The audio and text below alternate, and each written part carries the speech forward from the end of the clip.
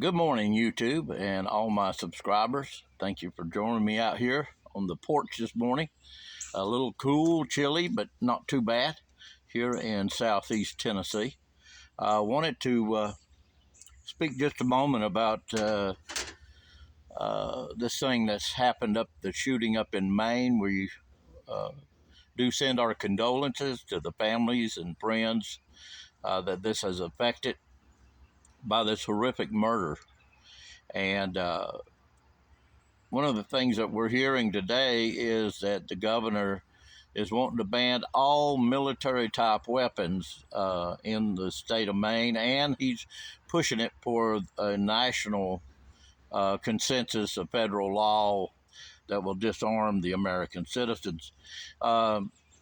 Of course, I'm a veteran and served between 1990 and 1996 in the Tennessee Army National Guard, the 1st 278th Armored Cavalry Regiment.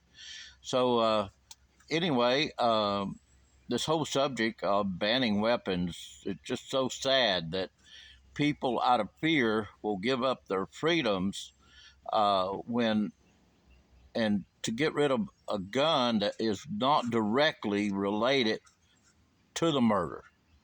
The man could have used a knife, and this man, according from what they say of his background, he could literally kill them with his hands. So how you go ban that? But to me, and it's very obvious, I'm just, I'm not saying nothing new and probably nothing that you haven't even considered.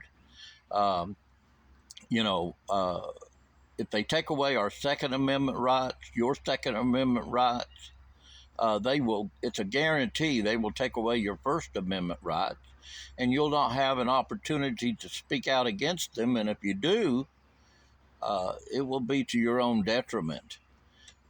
So I don't know what's going on with the lighting out here. It seemed like, according to my camera, it's lighting up and it's going dark. So if I have this issue, I apologize. So, but anyway, this whole thing has got me really rattled this morning as I see them pushing this agenda. They had their speeches already made the day after the shooting. The Vice President of the United States was in Australia complimenting them for taking the guns away from their citizens, and had a real perfect speech she had pre-written for her. I can't believe that she was capable of writing a speech anyway, let alone in just a few hours. So, this is all, people are taking advantage of a very sad and tragic situation. And, of course, we see that's happening over in Israel as well. We see the United States making moves and things that it wants to make against the Iranians and different ones, which I'm not saying Iran is innocent at all. I am pro-Israeli. I've lived in the land of Israel for several months at two different occasions, and you'll not find no one more pro-Israel than me. Not that I agree with everything going on, governmental or whatever, but still, it's necessary that we become united and stand together on a issue, and that issue is we're either going to defend ourselves or we're going to die. Same thing applies here in the United States. We've had open borders for several years now, and not a thing being much done about it. President Trump did do his part.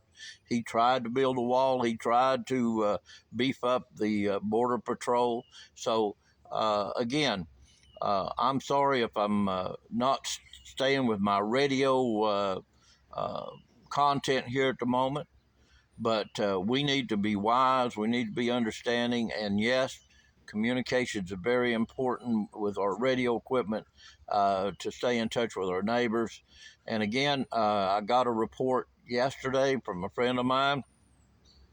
His brother-in-law works as a contractor. I'm not going to say what contractor, but he works as a contractor, and he deals every day with the power plants, TVA, here in the Tennessee Valley. And as of yesterday, they were being frisked as they go into the plant. Roadblocks, barriers are set up to slow down traffic before they get to the checkpoints, and so there's a lot going on, and a high time that uh, we should be alert, be on our toes. We should have our weapons ready, our ammunition, and things like that to defend ourselves. You, as a citizen, as an American, as a free human being, you should have the right to protect yourselves. And all these things that they're doing are counterproductive in banning guns, banning tools that would help us survive.